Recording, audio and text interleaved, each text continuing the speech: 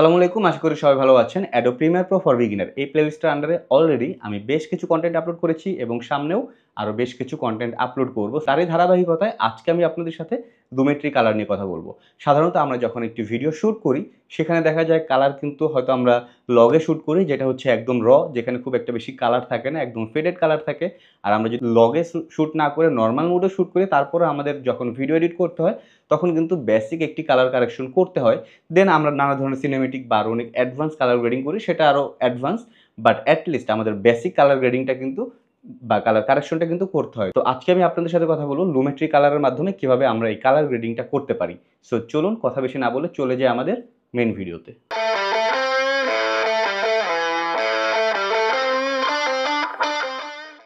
Adobe premier প্রোতে প্রথমে আমি একটি স্যাম্পল ফুটেজ নিয়ে নিলাম। তো এটাকে এখন আমরা লুমেট্রি কালারের কাজ করব এই ফুটেজের উপরে। সেক্ষেত্রে উপরে আমরা যদি খেয়াল করি এখানে লুমেট্রি কালার অপশনটা দেখা যাচ্ছে। আপনারা যদি লুমেট্রি কালার অপশনটা খুঁজে না পান সেক্ষেত্রে উইন্ডোজে গিয়ে এখান থেকে লুমেট্রি কালার অপশনটা টিক দিয়ে দেবেন, লুমেট্রি কালারটা চলে আসবে। সো এরকম যদি ক্লোজ থাকে জাস্ট এখানে সিম্পলি একটা প্রেস করলেই কিন্তু আরও বেশ কিছু অপশন চলে আসবে। সো লুমেট্রি কালারের আন্ডারে basic correction, creative, curves, colour wheels and match, HSL, secondary, vignette, বেশ কিছু অপশন রয়েছে যেটা নিয়ে আমি আলাদা আলাদা কন্টেন্ট করব এবং বিস্তারিত আলোচনা করব। কারণ একটি কন্টেন্টে সবগুলো পয়েন্ট নিয়ে যদি আমি বিস্তারিত আলোচনা করতে চাই ভিডিওটা অনেক বড় হয়ে যাবে, যেটা মোটেও করা উচিত না। তো আমি আজকের কন্টেন্টে শুধুমাত্র বেসিক কারেকশন নিয়ে কথা বলবো। এই কারণে বেসিক কারেকশন একটা প্রেস করলে আমরা দেখব এখানে আরও বেশ কিছু অপশন চলে এসেছে। তো বেসিক কারেকশন কি? বেসিক কারেকশন মূলত হচ্ছে যখন আমরা কোনো একটি ভিডিও কালার গ্রেডিং করি, অ্যাটলিস্ট প্রথমে আমাদের যেটা করতে হয় বেসিক কারেকশনটা করে নিতে হয়। অর্থাৎ ফুটেজে হয়তো বা একটু ওয়ার্ম টোনটা বেশি রয়েছে বা টিন্ট বেশি রয়েছে বা কুল টোনটা বেশি রয়েছে, হোয়াট এভার ইট ইজ, যেটাই থাকুক না কেন, বা এক্সপোজারটা একটু বেশি রয়েছে বা শ্যাডোটা একটু উল্টাপাল্টা হয়েছে, যাই থাকুক না কেন আমরা কিন্তু বেসিক কারেকশনের মাধ্যমে অ্যাটলিস্ট ফুটেজটার বেসিক একটা কারেকশন করে ফেলতে পারবো। তো সেটা করার জন্য আমরা এখানে শুরু থেকে যা যা দেখছি আমি আপনাদের সাথে বিস্তারিত আলোচনা করব। প্রথমে চলে আসে ইনপুট লাটে। সো এখানে বেশ কিছু লাট দেওয়া রয়েছে, বেশ কিছু না অল্প কিছু।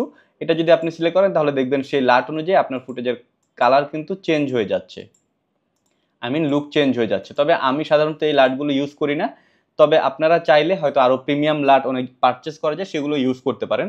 বাট বাই ডিফল্ট এখানে খুব একটা বেশি ভালো কিছু আসলে আমার পছন্দ হয় না। যাই হোক, এরপর আমরা যদি চলে আসি অটোতে, এটা যদি আপনি প্রেস করেন তাহলে দেখবেন যে আপনার ফুটেজটা মোটামুটি একটা কারেকশন কিন্তু সে করে দিয়েছে। এখানে যদি খেয়াল করেন এখানে কিন্তু সেটিংগুলো চেঞ্জ হয়ে গিয়েছে। সো আপনি চাইলে অটোতে দিয়েও বেসিক একটা কারেকশন করে ফেলতে পারেন, যেটা আসলে করা ঠিক না। কেননা আপনি যেরকম কারেকশন চাচ্ছেন সেটা শুধুমাত্র আপনিই জানেন এবং আপনিই সেটা করতে পারবেন। আপনার মনের খবর কখনোই প্রিমিয়ার প্রো জানবে না। যাই হোক, এখানে আবার রিসেট বাটন দেখা যাচ্ছে, আপনি যদি এটাতে প্রেস করেন তাহলে এটা আবার রিসেট হয়ে যাবে। অ্যান্ড এখানে আরেকটা জিনিস আমি মিস করে গিয়েছি, অটোতে দেওয়ার পরে এখানে কিন্তু ইন্টেন্সিটি রয়েছে। আপনি চাইলে ইন্টেন্সিটিটা কমিয়ে বাড়িয়ে আপনার এই ইফেক্টটাকে আরও কম বা বেশি করতে পারেন। আমরা যদি খেয়াল করি দেখব ইন্টেন্সিটি কমালে এইগুলো কিন্তু কমে আসতেছে, আবার ইন্টেন্সিটি বাড়ালে এই অ্যামাউন্টগুলো আরও বেড়ে যাচ্ছে। যাই হোক, আমি এই মুহূর্তে রিসেট দিয়ে দিলাম। এরপরে আমি নিচে চলে আসি কালারে। সো কালারে যদি খেয়াল করি এখানে হোয়াইট ব্যালেন্স রয়েছে।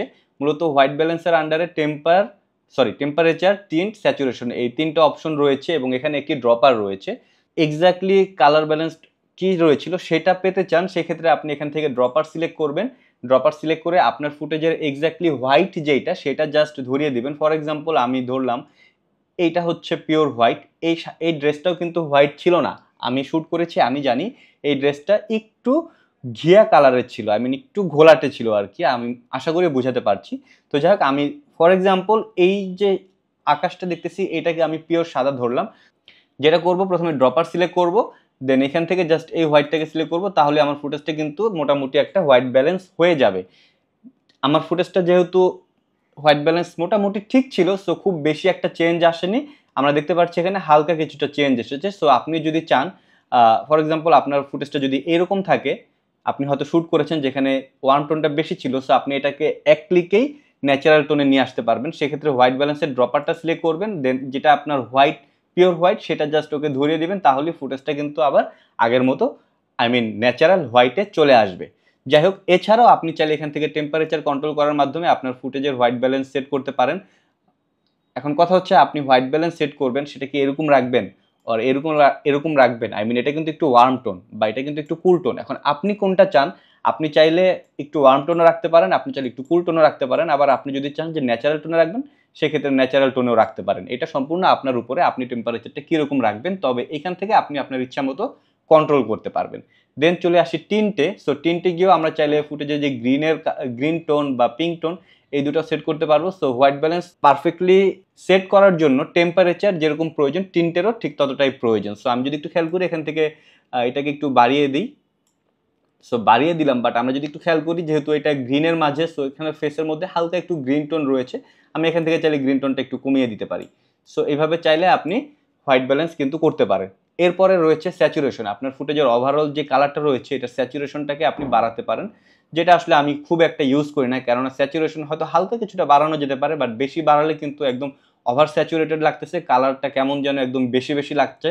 সো এটা দরকার নেই, এটা জাস্ট হালকা একটু কম কম বেশি করা যেতে পারে, প্রয়োজন না হলে আমি এটা খুব একটা ধরি না। যাই হোক, এটাকে আমি এই মুহূর্তে 100 রেখে দিলাম। দেন আমার কালারের কাজ শেষ। এর নিচে রয়েছে লাইট। সো লাইটে গিয়ে মূলত আমি basic correction, exposure, contrast, highlight, shadow, white, black এগুলোর কাজ করতে পারবো। যদি আমি এক্সপোজারটা কাজ করি, এক্সপোজার যখন আমি বাড়াবো দেখবো আমার ফুটেজের ওভারঅল এক্সপোজার বেড়ে যাচ্ছে, আবার কমালে দেখবো ওভারঅল এক্সপোজার কমে যাচ্ছে। সো আমার যেটা দরকার আমি সেটাই রাখবো। ওকে, 3 রাখলাম। দেন চলে আসি কন্ট্রাস্টে। সো কন্ট্রাস্ট হচ্ছে লাইট অ্যান্ড শ্যাডোর যেই ডিফারেন্সিয়েটটা সেটা শো করবে।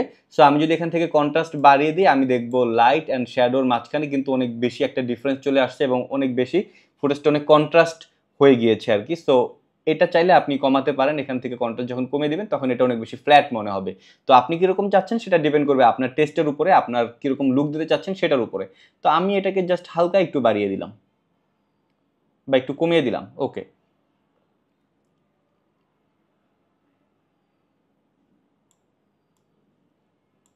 এখন আমি এরপরে আমি যদি খেয়াল করি এখানে হাইলাইট রয়েছে, অর্থাৎ আমার ফুটেজের ঠিক যেই যেই জায়গায় হাইলাইট রয়েছে সেই জায়গাগুলোর আমি হাইলাইট কমাতে বা বাড়াতে পারবো। এক্সপোজার যদি আমি বাড়াই আমার ফুটেজের কিন্তু ওভারঅল এক্সপোজারটা বেড়ে যাচ্ছে, বাট যখন আমি হাইলাইট বাড়াবো আমি যদি খেয়াল করে দেখবো আমার ফুটেজের ঠিক যেই যেই জায়গায় হাইলাইট রয়েছে, অর্থাৎ এইখানে হাইলাইট রয়েছে, নাকের উপরে, কপালের উপরে, এইদিকে হাইলাইট রয়েছে, ড্রেসের এদিকে হাইলাইট রয়েছে। সো যেই জায়গায় হাইলাইট রয়েছে শুধুমাত্র সেই জায়গার এক্সপোজারটা বাড়ছে বা কমছে। যেখানে শ্যাডো রয়েছে, লাইক এইখানে কিন্তু শ্যাডো রয়েছে, আপনারা যদি খেয়াল করেন দেখবেন হাইলাইট বাড়ালে এই শ্যাডো জায়গাগুলোর কোনো প্রকার চেঞ্জ আসছে না, শুধুমাত্র হাইলাইট জায়গাগুলোর চেঞ্জ আসছে। তো যাই হোক, এটাকে আমি আপাতত এইভাবে রাখলাম।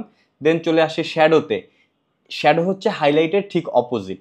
হাইলাইটে যেরকম শুধুমাত্র হাইলাইটটা চেঞ্জ হয়েছে, শ্যাডোতে এখন শুধুমাত্র শ্যাডোটা চেঞ্জ হবে, হাইলাইটের কোনো প্রকার চেঞ্জ হবে না। তো আমি যদি শ্যাডোটাকে বাড়াই দেখবো যেই যেই যেই জায়গায় আমার শ্যাডো রয়েছে সেই জায়গার এক্সপোজার বাড়ছে বা কমছে। সো এখানে হাইলাইটের কোনো চেঞ্জ হচ্ছে না। আশা করি বুঝতে পারছেন।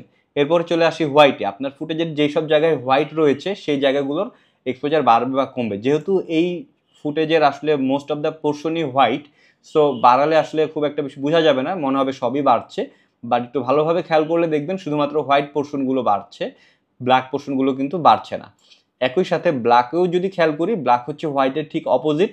ব্ল্যাক যখন আমরা বাড়াবো তখন ব্ল্যাক পোর্শনগুলো দেখেন, এখানে যে গাছ রয়েছে বা চুলের এদিকে চোখের এই জায়গাগুলো, ব্ল্যাক পোর্শনের এক্সপোজার বাড়ছে বা ব্ল্যাক পোর্শনের এক্সপোজার কমছে। সো এটা হচ্ছে বেসিক, এর মাধ্যমে আপনারা চাইলে বেসিক কারেকশন করতে পারবেন। আমি এখন রিসেট দিয়ে দিই।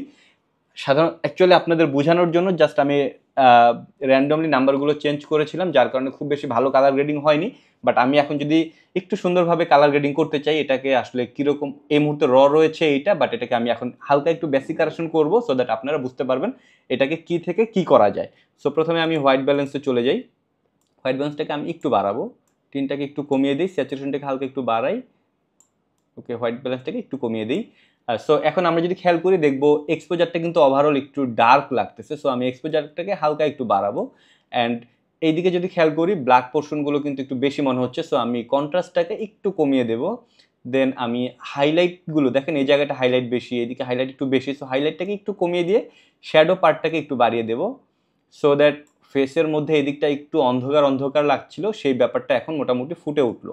দেন আমি এখান থেকে হোয়াইটটা একটু কমিয়ে দিই, কেননা ফুটেজের পুরো পোর্শনটাই আসলে হোয়াইট ছিল, যার কারণে একটু চোখে বেশি লাগতেছে।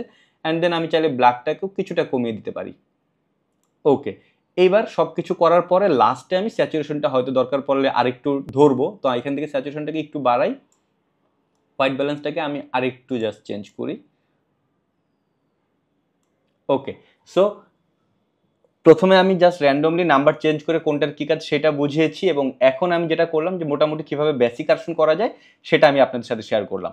এখন এটা বিফোর আফটার যদি আমরা একটু খেয়াল করি, সো আমরা ইফেক্ট কন্ট্রোলের ভিতরে এখানে লুমেট্রি কালার অপশনটি দেখতে পাচ্ছি, এবং এটা যদি আমরা ওপেন করি দেখব এটার ভিতরেও কিন্তু এখানে যা যা যা করেছি সব কিছুই এখানে চলে এসেছে। সো এখানে আর নতুন করে দেখানোর কিছু নেই, আপনি চাইলে এখান থেকেও কাজ করতে পারেন বা এখান থেকেও কিন্তু আপনি কমাতে বাড়াতে পারবেন, সবই করতে পারবেন। যাই হোক, এটার এখানে তেমন কিছু দেখাবো না, তবে আমি জাস্ট দেখাবো এটা আগে কেমন ছিল পরে কেমন ছিল সেটা দেখানোর জন্য ইফেক্ট কন্ট্রোলের ভেতরে এখানে লুমেট্রি কালার অপশনের পাশে ইফেক্টস লেখাটি দেখতে পাচ্ছি। এই আইকনটি জাস্ট আমরা যদি একটু প্রেস করি তাহলে দেখবো এটা আগে কি ছিল সেটা দেখাচ্ছে, আবার এটা যদি আমরা একটু আবার প্রেস করি তাহলে এটা এখন কি রয়েছে সেটা দেখাচ্ছে। সো এটা ছিল বিফোর, এটা ছিল আফটার। আশা করি বেসিক কারেকশনের মাধ্যমে কিভাবে আমরা একটি ফুটেজকে এইখান থেকে এইখানে নিয়ে আসতে পারি সেটা আপনারা বুঝতে পেরেছেন। তো এটা গেল বেসিক কারেকশন। আমার পরবর্তী ভিডিও আসবে ক্রিয়েটিভ। সো ক্রিয়েটিভের ভিতরে আরও বেশ কিছু অপশন রয়েছে, ক্রিয়েটিভ দিয়ে কিভাবে কাজ করা যায়, বা এরপরে আরেকটি কন্টেন্ট আসবে কার্ভ, দেন চলে আসবে colour wheels, HSL secondary, vignette. So সবগুলো নিয়ে আলাদা আলাদা কন্টেন্ট ধারাবাহিকভাবে আসবে। আপনারা যদি স্টেপ বাই স্টেপ একটু ফলো করেন তাহলে লুমেট্রি কালারের মাধ্যমে আপনারা কিভাবে কালার গ্রেডিং করতে পারেন সেই ব্যাপারটা আপনাদের ক্লিয়ার হয়ে যাবে। তো লুমেট্রি কালারের আন্ডারে কিন্তু আজকে আমি আপনাদের সাথে শুধুমাত্র বেসিক কালার নিয়ে কথা বললাম, এবং এছাড়াও আরও নানা পয়েন্ট রয়েছে যেগুলো নিয়ে পরবর্তীতে আরও কন্টেন্ট আসছে। সো সাথে থাকবেন এবং আমার এই চ্যানেলটি এবং আমার এই কন্টেন্টটি লাইক, কমেন্ট, শেয়ার, সাবস্ক্রাইব করে আমাকে আরও বেশি ইন্সপায়ার করবেন। থ্যাংক ইউ, আসসালামু আলাইকুম।